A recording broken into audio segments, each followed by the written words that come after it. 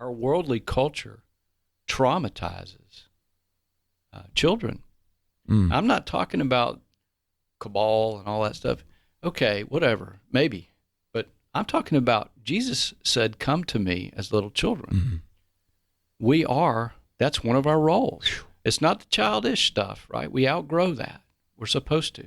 What we need to not lose, hold on to, is that childlike nature, the thing that dreams, the thing that's curious, that has big desires.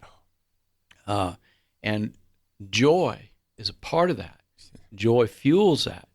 Culture molests and traumatizes that in us. Oh my gosh. So we have to know ahead of time, have the wisdom to overcome it, and then we can lead from that place.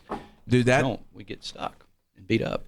I can't even begin to process the power of that thought, that culture molests the childlike nature in each of us. That's right. Every day we step into culture, we step into the world, that it is automatically opposing the dreamer, the joy, Yes. the childlike heart in us. That's right. And yet this is how we've been taught to navigate. We just go through the motions doing this stuff, wondering why we don't have the desires of our heart, wondering why we don't dream anymore, wondering why we've lost our joy. Yeah. It's because we have forgotten who it is we were created to be, because the world is in opposition against it. That's right.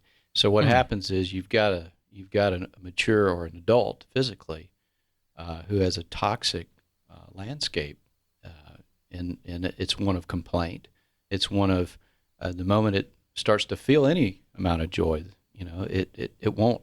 There's so many different strongholds here, but one of them would be I don't deserve it, kind of thing, or I feel rejected, or I can't do it. Or it's because you think you have to do it instead of to yield to it.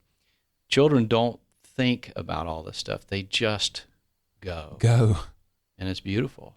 And so that thing comes from the Spirit of God.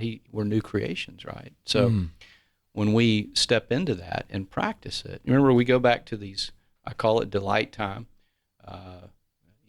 It's a whole process here, but you got the Word, which we need to keep talking about. Amen. Because there's a point I want to make about that today. Then you've got your joy time, which is giving thanks to God, and that's what we're drilling down on now. And then, of course, once you've practiced that, then you've got the time with Him dreaming and desire. That's the child part.